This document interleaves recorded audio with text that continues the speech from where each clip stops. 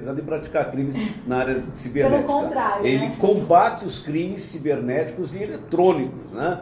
E a gente falava antes do intervalo aqui a respeito da questão muito séria que hoje nesse país, no mundo todo, mas a gente tem visto aqui com muita insistência nesse país, os crimes praticados contra crianças e adolescentes através da internet, em salas de bate-papo, através dos aplicativos, enfim, crianças que são submetidas a abusos sexuais através desses instrumentos e que nós vamos saber como é que se combate isso, doutor. Existe lei eficaz para combater esse crime de forma realmente eficiente? Existem leis, inclusive, que possuem penas adequadas para esse tipo de crime, né? Agora, por outro lado, é importante também saber que o combate a esse tipo de conduta, ele envolve, primeiro, o combate tem que ocorrer na sua casa, na casa das pessoas, que é a prevenção. É evitar que o crime ocorra. E como vai evitar?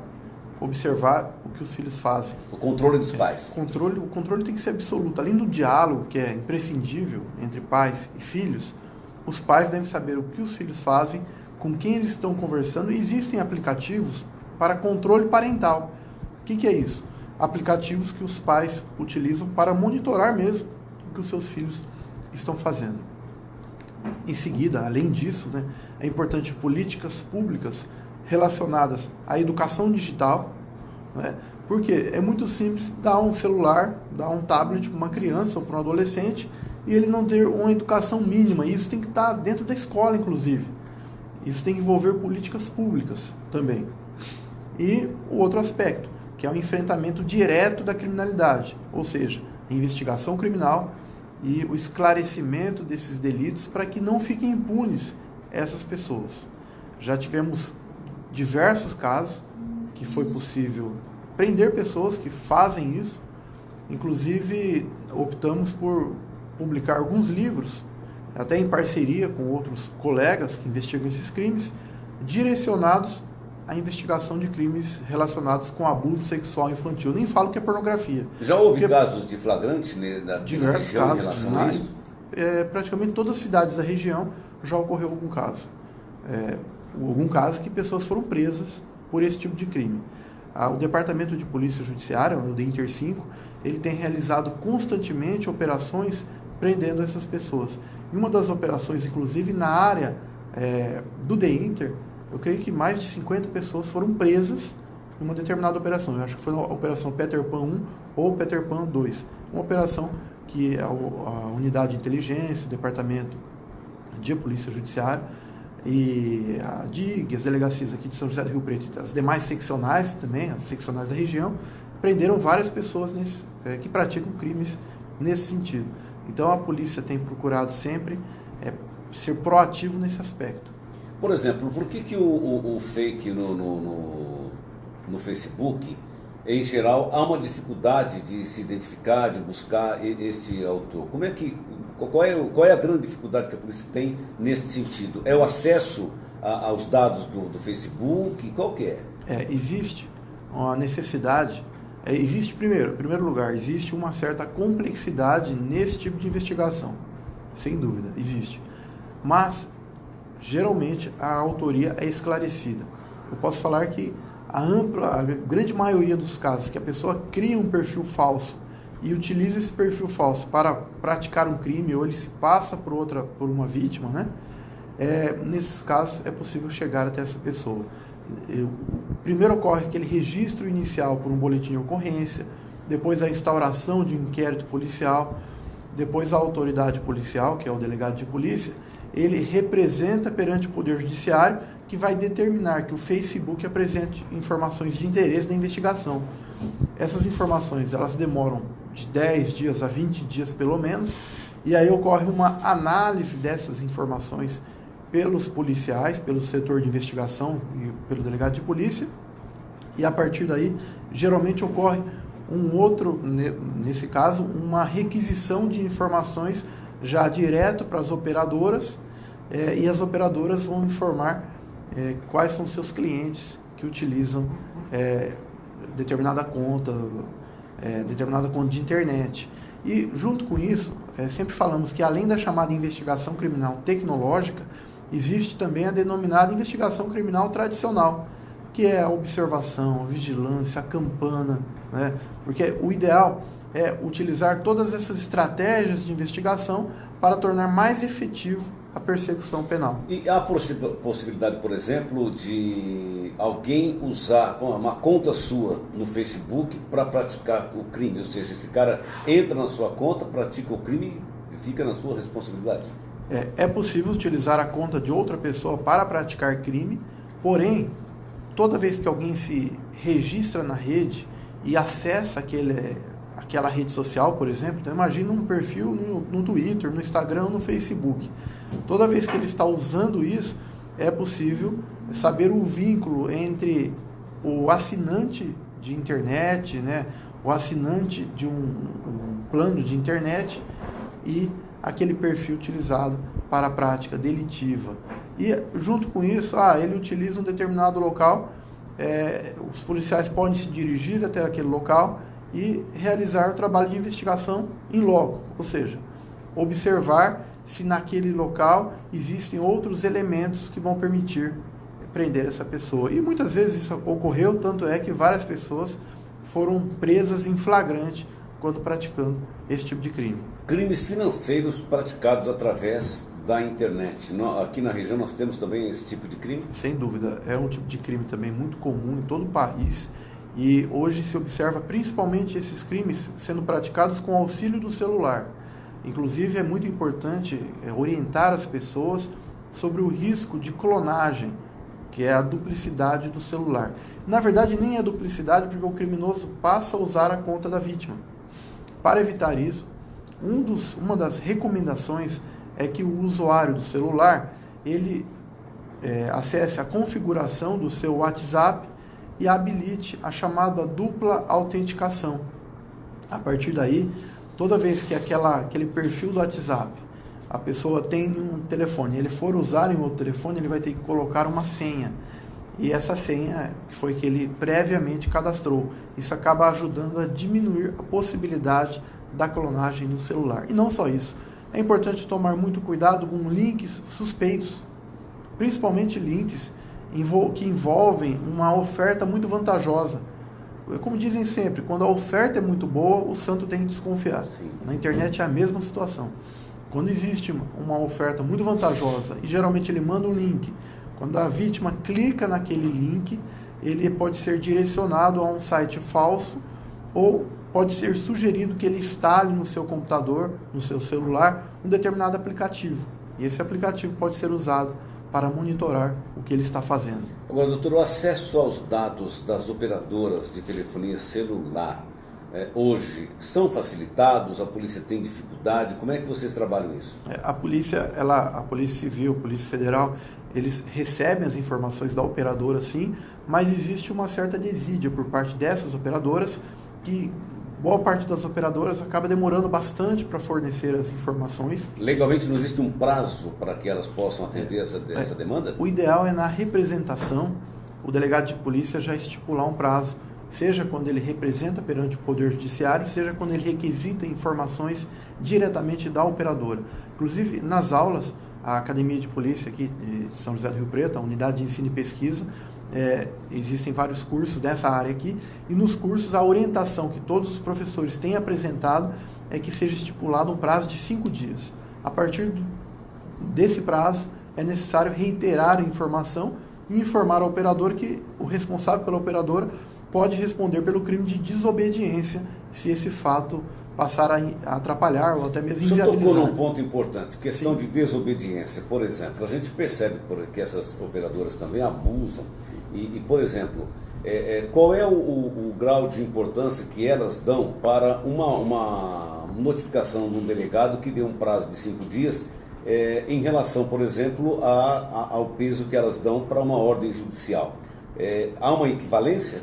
Há uma equivalência porque ambas situações são previstas em lei.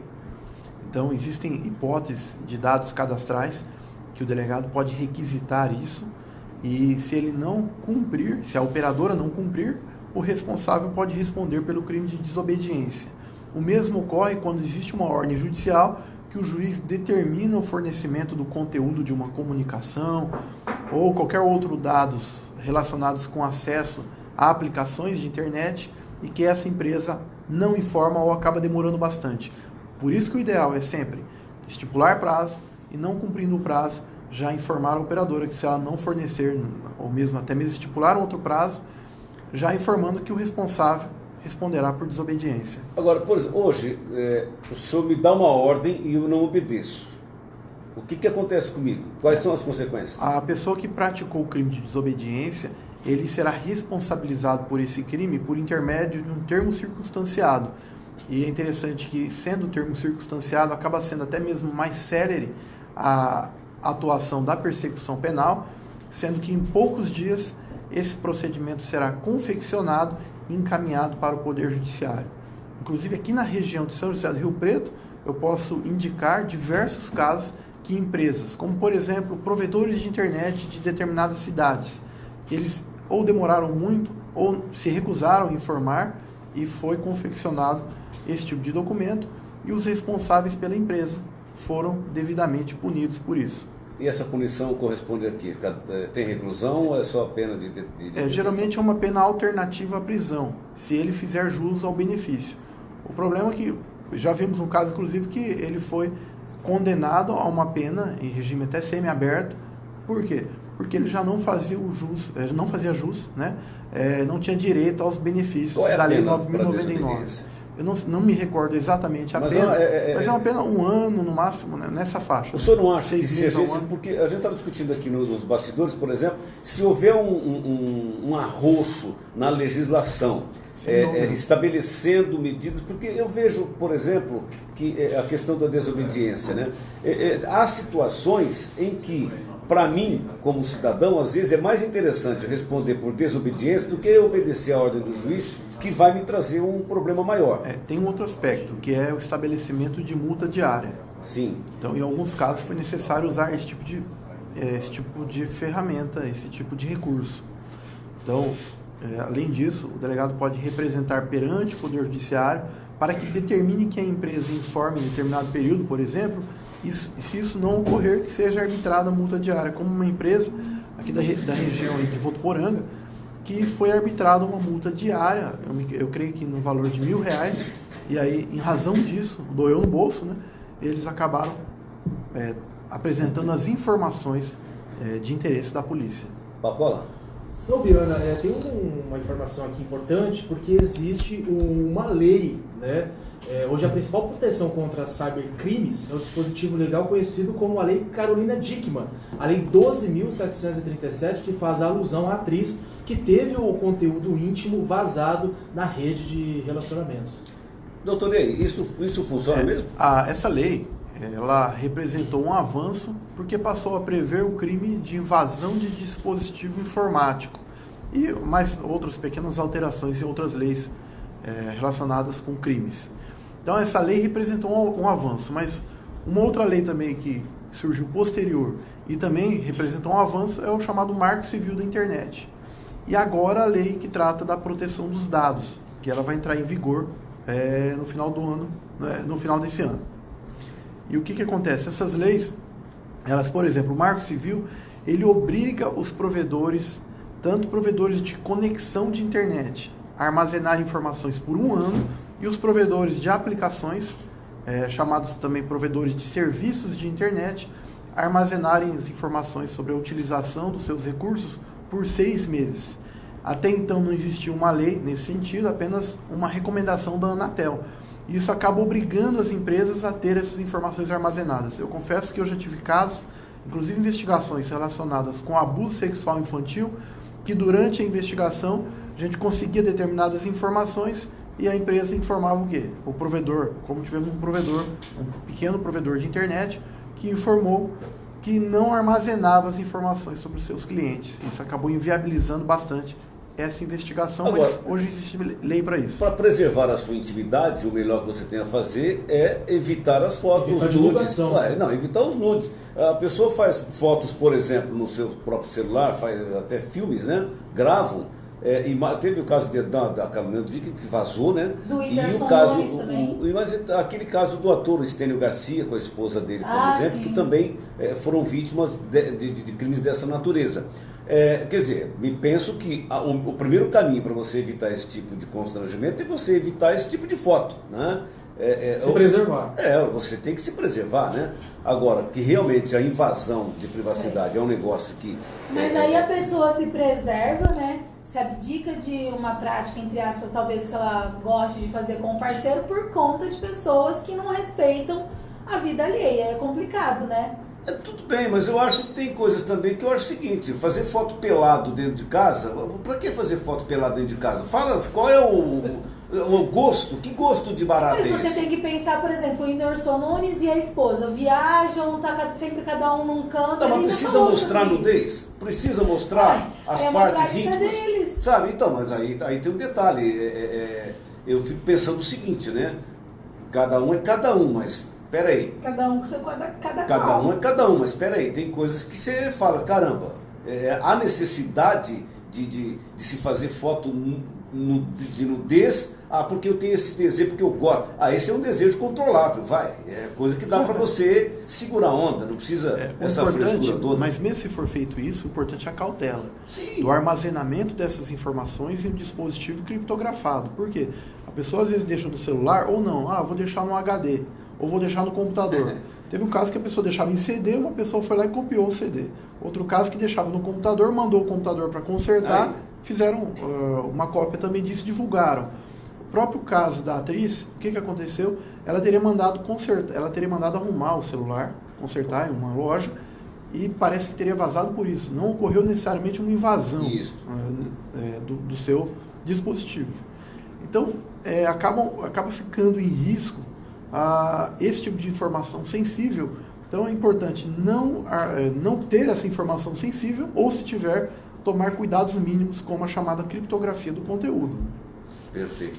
Agora, doutor, com relação ainda à questão do crime contra a questão do abuso sexual de crianças e adolescentes, quem mais se enquadra nesse tipo de crime? São pessoas de classes A, B e C? Quem são esses caras? Quem são essas pessoas? Uma constatação que, inclusive, estatísticas conseguiram demonstrar isso, é que o abuso sexual infantil, ele não tem idade, ele não tem classe social e ele não tem profissão. Existe uma doença mental, essa pessoa tem uma doença... Não tem uma estrela na testa de ninguém, né, doutora? Não tem, mas por isso que os pais, eles devem tomar muito cuidado com quem os filhos estão conversando, isso pensando no ambiente virtual. Agora, existe uma outra constatação interessante. Um percentual muito grande dos abusos sexuais infantis presenciais, ele sempre ocorre por pessoas do seu segmento. Sim. Seja familiares, vizinhos, colegas do convívio. Então, não é aquela ideia de que uma pessoa, um desconhecido abusou da criança. Isso ocorre em poucos casos. Na maioria dos casos, são pessoas do convívio. Por isso que é interessante, então, o pai e a mãe, de vez em quando, entrar na conversa com o cara, simulando ser o filho ou a filha, para poder também descobrir e acabar. Nós vimos aí casos, por exemplo, de mães que entraram no bate-papo, se passando pelo filho, pela filha, e acabou dando na prisão. Além de WhatsApp, que eles conversam, tem também a questão dos jogos. Eu tenho um filho de 10 anos e ele conversa, às vezes, com pessoas de outros países. E aí eu tenho que ficar em cima ali, controlando, instruindo para ele nunca passar nenhum tipo de informação e não passar número de WhatsApp, é o que eu faço. Sem dúvida. A cautela é muito importante, o acompanhamento, a observação e o diálogo. E além disso, caso a pessoa perceber algum sinal nesse sentido, é até muito melhor do que se passar pelo filho, procurar uma delegacia de polícia, procurar ajuda especializada para enfrentar o caso e não colocar mais em risco ainda aquela criança, aquela família e tudo mais. A ajuda técnica é crucial e na persecução, o trabalho da Polícia Civil, da Polícia Federal é muito importante, orientando as pessoas sobre como lidar com isso, para que essas pessoas também sejam protegidas e, em segundo plano, os criminosos sejam devidamente punidos. Doutor Igor, vamos faturar, gente? A Cristina tem uma perguntinha aqui de um ouvinte? Põe a pergunta de fatura e ele responde depois do intervalo. Tá certo. A pergunta da Cristina, lá da Lolita Joias, está ouvindo a gente, Café das 6, Viana, ela quer saber qual é a pena para esse tipo de crime virtual. Aí depois do intervalo o senhor responde. Perfeito, tá ótimo. Vamos ao intervalo rapidinho, a gente volta já já.